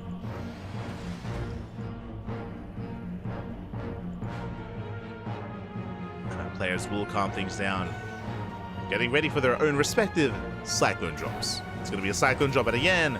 Likewise, a Cyclone drop from Stimpacker. Oh, as we shut down the first Hellion. Drop is moving out. Likewise, so is Yan's.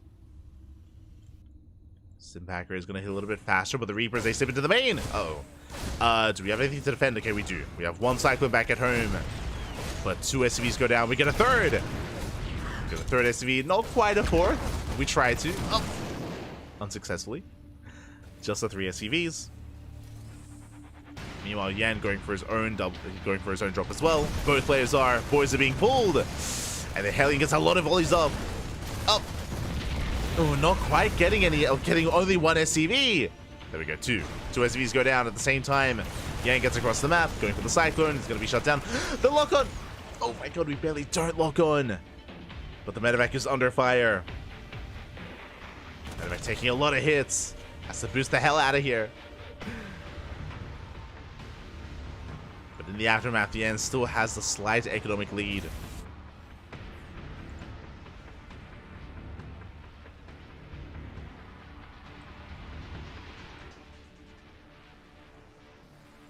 Still has that slight edge. Moving out with his main army. Looking at the main armies, we do see a tank advantage for Yan, at least for a moment. We have the tank for Sim. Cyclone jumping to the main is going to be distracting. That's the most important thing. He's just keeping Stimpacker's attention in the main. And here comes the main army towards the natural. Disable is researched. We have Interference Matrix.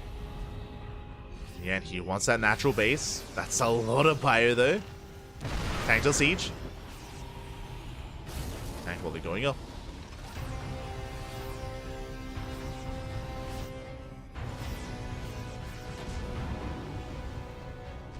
Mikey, oh no! Oh my god, almost gets the medevac. Ay, ay, ay, calm down. Almost does get it. Yan pulling back. Doesn't break the natural. Stimpacker holds.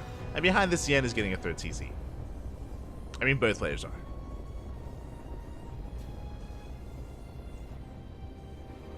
Both players are expanding. No major damage, no major losses. Yan was like kind of fishing for some key pickoffs, but didn't quite find them. Didn't quite get them in the end. Yan will retreat. And now we can calm things down and embrace a longer game.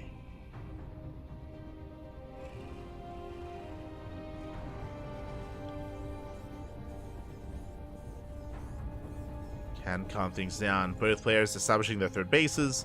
Again, Stimpacker slightly ahead with an orbital already morphed in, so he can mule. Meanwhile, orbital just now on the way for Yan. Both players will be building up. Stimpacker will move out. Scan does reveal this. Big scan here for Yan. Does reveal the army. He has a spotter marine as well. And Yan is going to take advantage of the high ground. Yeah, we'll siege up. Oh, does scan. Up and running. Forcing Sim to rotate. Still committing. Tanks to siege. Here come the disables. Order turrets instead. The disables are better here for Yan. He's going to shut this down. Ay, ay, ay. Stimpacker panicking a little bit there, and GG gets called. One engagement is all it takes, and Yan will take the series 2-0. GG. Oh my god.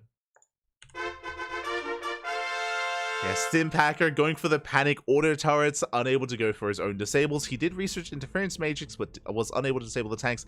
Even so, though, there were 4 tanks to defend, 3 on the high ground, 1 on the low ground. I don't think we would have been able to disable all of the tanks, and in the end, Simpacker, he gets caught out in the middle of the map. GG, well played. Yan advances on to the semis. Congratulations. Congratulations here to Yan as he does advance on.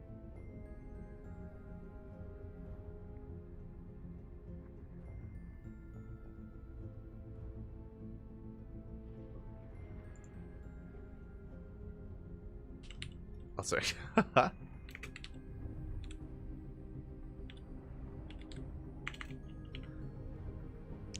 Here we go. We are settling in, and Yan will advance on to the semis. And does he have an opponent ready and waiting? Ooh, he does. Let's go. Let us go. As we switch our scenes over and have a look at the bracket.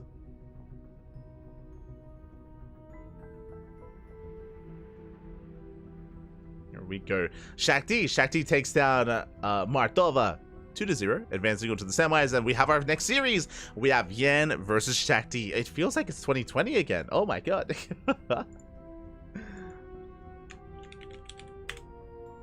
Feels like it's 2020.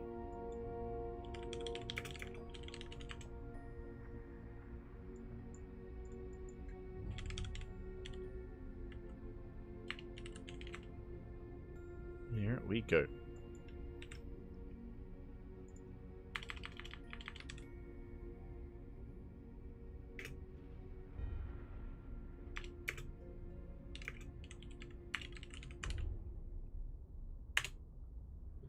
Here we go. Sorry, I was just messaging Cosmos. He was letting us know something that we did recognize as well. That apparently manteca is butter in Spanish, or margarine in Spanish. Oh, one moment.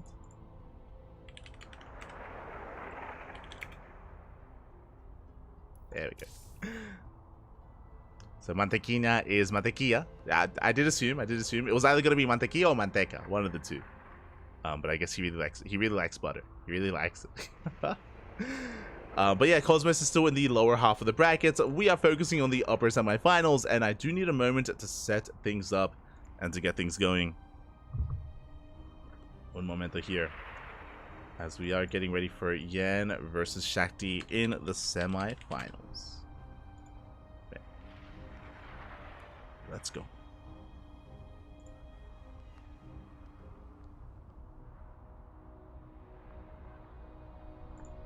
Let us go. Now, coming into this... Oh.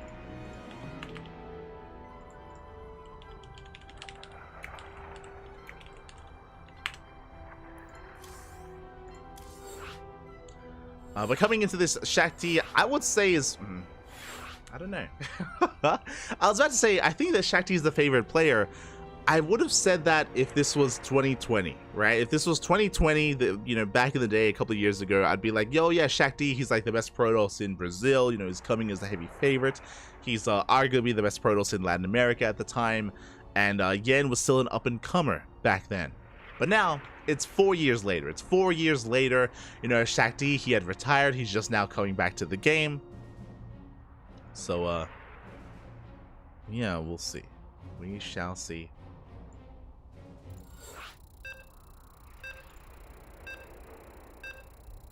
Nowadays, I would say that Yan is more in form, Shakti less so.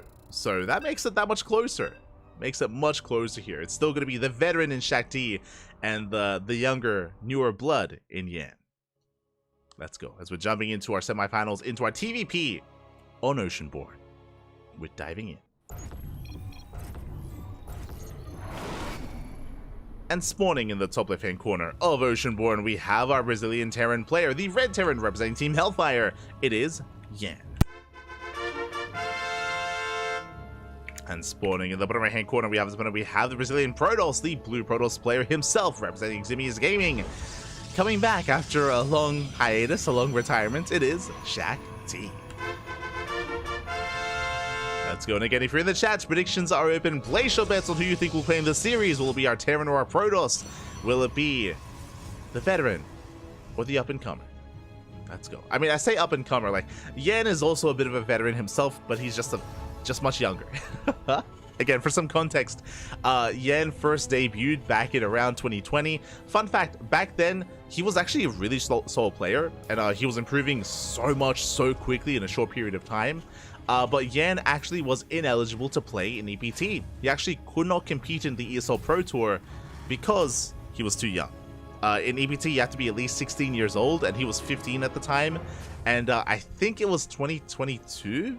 It was either 2021 or 2022 where Yan, he finally had his birthday and he could actually like play in the ESL qualifiers and actually play in the Latin American region. So it was a little bit later on he was able to actually, you know, compete and take part. But yeah, one of the younger stars in Latin America. Now, much old. Now he's an old man. Now he's like 18. It's over. Ay. But great to see him. Great to see him here, still competing, still a part of this. Shetty gonna be going for a Gate Cyber Expand. Standard opener out of our Protoss player. Meanwhile, Yan going double gas. Interesting. Double gas opener out of Yan. Instead, going for a faster factory and a delayed CC. Delayed command center for Yan. Let's see how he does embrace this. We have our tech of choice. Stargate opener for Shakti. Okay. Do appreciate it. Do love to see it.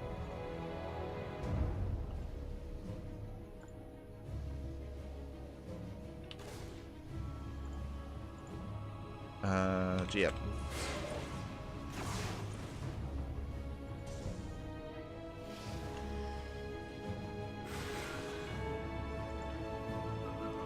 Go. As we do have our Reaper dipping in. Again, CC behind this. With our faster factory, this can lead into a Cyclone drop, can lead into Widowmine drop. There are options here for Yan, as Reaper does dip in. Just trying to get a full scout, but alas, the Reaper is denied access to the main. Ooh, the Reaper goes down! Massive pickoff. And what's terrifying, what's scary, is that Yan did not see the tech, did not see the Stargate, as Phoenixes are amassing. And Yan is in the dark. Yan is in the dark, back at home, getting to Cyclone production. I'm curious if he's going to go for a medevac or for a Viking. A Viking would be a more defensive start because Yan doesn't know what's going on. Cyclone Viking would make sense. If it was medevac, we're going for drop play. What is it going to be? There it is, medevac. Okay, so a more aggressive start for Yan. Moving out with a double Cyclone drop. Meanwhile, the first Phoenix is making its way towards the main. And we'll get a full scout. We'll get eyes on the 111. Likewise, Yan a little bit more aware of what's going on. He does catch the Phoenix. Oh my god. Very... Oh no. Lockout is broken. Phoenix will escape, but a nice catch nonetheless. Dealing some hull damage. Does force the Phoenixes back.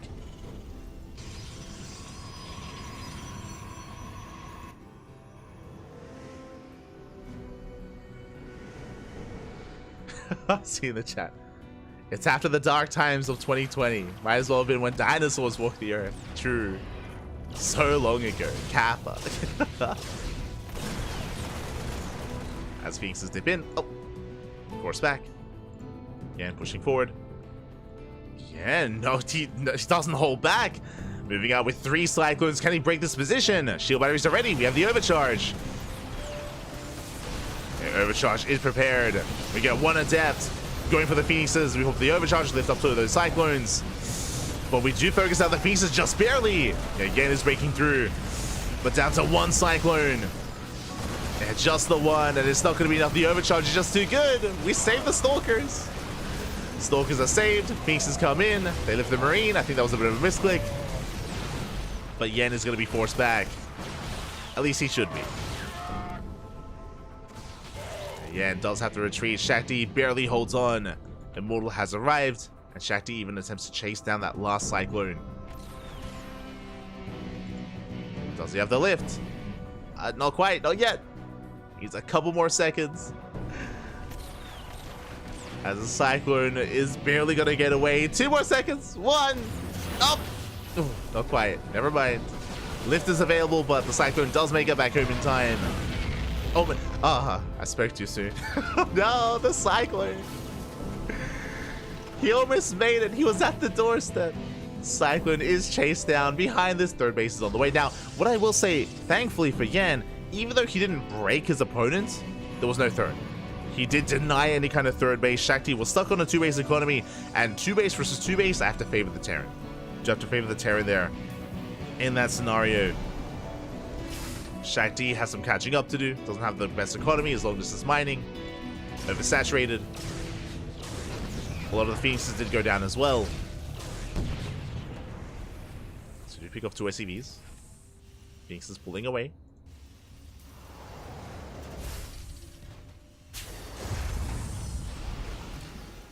Yeah, see Mondoon in the chat. Well, look at these guys. GM. They're all GM back.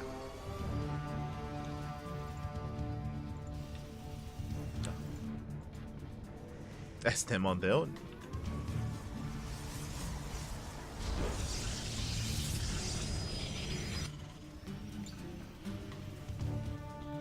So do see Yan being active, getting ready for his eventual move outs. No third CC. Uh-oh. No third CC, 2 extra Raxes. My apologies, I didn't miss the extra Raxes here behind the base. But this looks like a 2-base all-in. Do we pull the boys? That's the question. Looks like we're not going to quite pull the boys. Not yet. But moving out with a hefty army. It's going to be 4 tanks. We have Vikings to support. We're scanning ahead of time. There is 1 Colossus, but only 1. Tank siege. Up. 2 volleys go off. 1 Stalker goes down. The Stalkers are very low. Colossus flying a little bit too close to the sun. Has to be careful. Pulls away. Tanks are gaining ground. Second Colossus has arrived. Vikings, they get a couple of hits in, but we have plenty of Phoenixes. And the first Viking gets started down. The tanks are still not quite within range. Yeah, Yan a little bit too far back. And he cannot push further than that. Charge is done! Oh my god. And Shakti breaks on through, takes down the first 3 tanks. And the 4th tank as well. Yeah, massive engage, massive pickoffs. Yanji rallying in, but the Colossus, they reign supreme. They shut down the final tank, the 5th tank. And the Mass Marine army, it does nothing, has to race back home. Yeah, and just caught on siege at the wrong moment. And with that, Shakti snowballing out of control. He can keep going. He can keep pushing. What is it to defend? 0 tanks. 0 tanks. There is a bunker, thankfully. Yan can buy some time, but again, he's in a lot of trouble. Shakti, he sees the lack of third base and backs off. Like, wise move. Doesn't overextend. He's like, you know what? You didn't even have a third. I can just retreat. And there isn't even a third base on the way. Like, Yan is very all in, and the longer this goes on, the worse it becomes for the Terran. Things are looking dire here for Yan, and behind this, Shakti, third base up and running. 4th is on the way. We have a wall of shield batteries. We have extra gateways, +2, Blink, Templar Archives. Things are looking good here for the Protoss. Looking pretty good.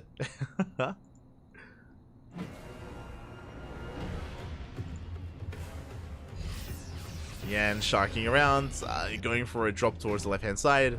Scans the 4th base. Confirms he's down 2 bases. And we're still not pulling the boys. Impressive. Concerning as well. It's a little bit.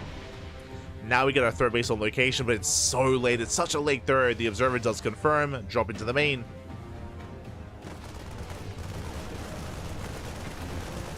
Shakti doesn't have much in position. Likewise, we see a big rotation toward the left-hand side.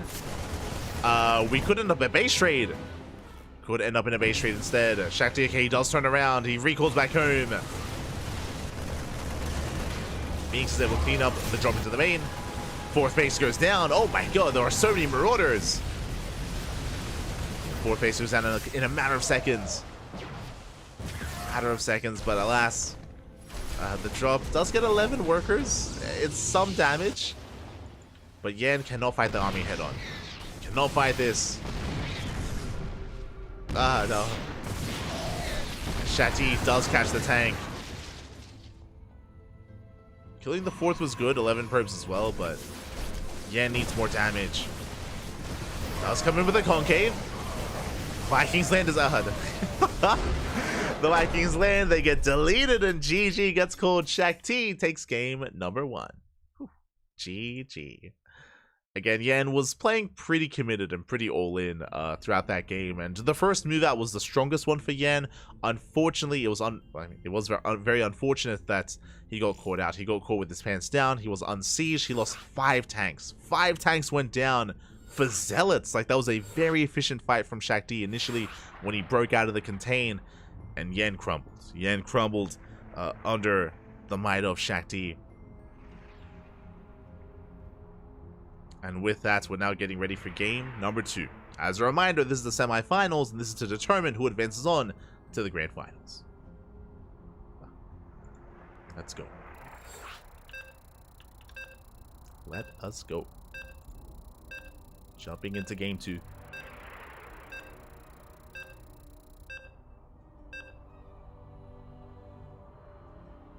And I want to believe that Yan can bounce back. I want to believe, Papi. I want to believe.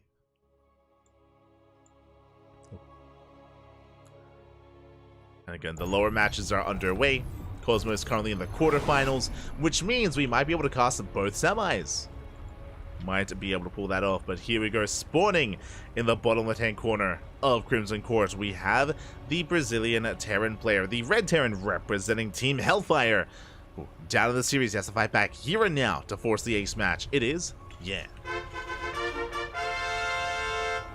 And spawning in the top right-hand corner, we have his opponent. We have the Brazilian Protoss player, the Blue Protoss, representing Eximius Gaming. Up in the series, 1 game away from making it into those grand finals. It is Shakti.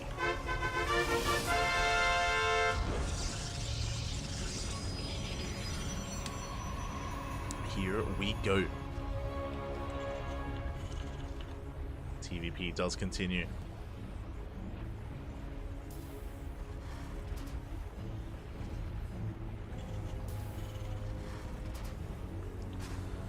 Here we go. So once again, double gas opener out of Yan. It looks like once again we're going for a faster factory.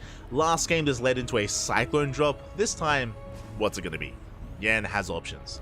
Meanwhile, Shakti comes in with the probe scouts and will confirm both gases. Or at least should. For now, tasing away at the SV, just being as annoying as possible. Forces out a second worker.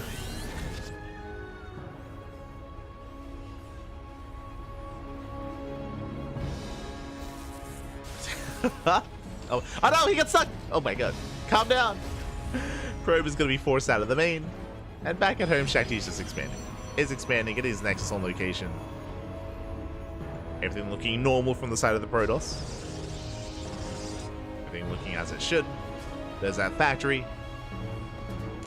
And this could be for the beginnings of Reaper Hellion, could be for a Hellion drop, could be for another Cyclone drop, could be going to Widow Mines instead.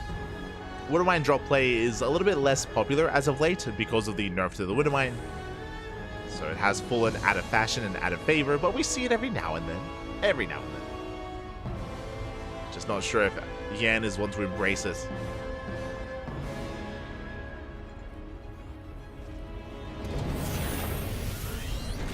As the probe does confirm the timing of the factory, does confirm the CC, of course, on the low ground. And Shakti going for a Robo opener. Is this the beginning? Okay, if you're an old school, if you're a long-time viewer of the channel, you would know that Shakti was infamous on the CranKy Ducklings. Back when he was not known as Shakti, back when he was called Nano. And he did popularize a certain composition called Nano Mech. That was basically when Nano would stay on one gateway. I think he would skip Warp Gate. He's getting Warp Gate this time, but he would skip Warp Gate. He'd go up to like 4 or 5 Robos. So he'd go Robo, Stargate, extra Robos as well. And he would play a crazy kind of like mech style of PvT where he did not make a single gateway unit and just relied on purely Robo and Skytoss units. It was disgusting. It was crazy. And this could be the beginning of that. I mean, it's a Robo opener into a Bay. This is fast Colossus production. Getting ready for a Colossus drop. I wonder if we're going to bring it back.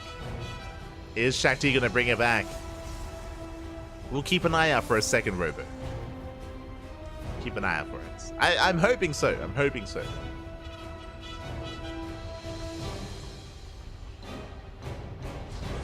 For now, it is going to be the initial Colossus or Disruptor opener. Reaper dips in. Does get a full scout. Does get eyes on the Robo and the bait. Ooh. as Reaper is shut down. The Bay now finishing up. From here, we can go into a Disruptor and War Prison Speed. We're going Colossus. We're going for a Colossus drop. Nina, is that you? Okay. So it's going to be not a Disruptor, but a Colossus drop opener. There is War Prison Speed on the way. Very fancy start here from Shaq D. We'll see if we can pull it off. Now, bearing in mind, for the most part, Yen knows. Yen, he saw the Robo, he saw the Bay. It can only be either Disruptor or Colossus drop. So back at home, Yen should be preparing. You can see, yeah, the Cyclone's on patrol. Cyclone is patrolling. It's going to be a Banshee opener out of Yen this time. Cyclone into tank Banshee. Very trendy as of late in TVP. Is securing himself. Tanks are sieging up, but bunkers are getting up and running. Banshee on the way to harass. And Shaq D doesn't see. He hasn't seen much of anything. He saw the factory earlier, but he is not aware of the Banshee play. And here comes that first Colossus. Cloak is about to finish, and Shaq D does not have detection. He has a robot, but no observer. Colossus comes in. Dropping on the tank. Gets 3 Marines. Very nice damage. Colossus does take a bit of hull damage. Cross map Banshee has revealed itself. Oh my god. Colossus taking a lot of hits. So far, we get 2 probe kills. You can see that Yan has not revealed Cloak yet. He still has Cloak in the chamber. Observers on the way. Probes are going down. We get 4, almost 5 probe kills. There's the 5th. The Colossus did race back for a moment there. 7, 8 probes. Oh my god. 8 probes. Can we get 9? Can we get 10? 9 probes. 9 probes, and the Banshee lives. The Banshee survives. At the same time, Colossus into the mineral line. SCVs are going down. Oh my god, the boys. Oh no! They stack up! Oh my god! They stack for a moment. 5 SCVs go down. Colossus gets the hell out of there. And we have extra gateways. Okay. We have extra gateways. It's not going to be Nanomech, unfortunately. It's just going to be Robo Colossus into gateway units. You know what I'm going to do? I'm going to message Shaq-T after this. I'm going to... You're like, Pappy, remember how you used to play? Can he be an animal once again?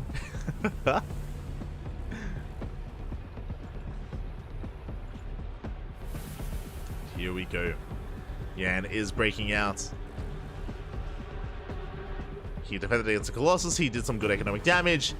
And he's moving out with a hefty army. How many tanks? 4. 4 tanks. Both Banshees still alive. Colossus comes in to be annoying. We'll delay the 3rd CC. Does delay. Banshee barely is standing strong. Barely alive in the top right. Scanning at a time. What is it to defend? Oh. There's not much here at the 3rd. Let me tell you. Viking back at home. Colossus under fire. And the 3rd base, it's gonna go down. There's no saving it. There's no shot. And Shaq-T's turning back around. Nexus is gonna fall. Adepts, Colossus, Stalkers getting in position. Blink is not done. We're pushing in. Oh, these tank volleys are so brutal. Massive tank shots going off. They focus on the Colossus. The Colossus does go down. Yeah, and Shaq-T just cannot keep up. Not against this kind of army. The prison survives, but GG gets called, and Yan ties up the series 1-1. We are going to the ace match. GG. Let's go. Again, the Colossus drop had potential, but the Banshee opener did even more damage across the map, just crippling the economy, keeping the Protoss pinned back. And alas, Shaq-T did miss the move out. He missed all those tanks. Wasn't able to keep up and was caught off guard by the massive tank army that did rock up across the map. GG. GG, well played. We're going to game 3, and this could still go either way.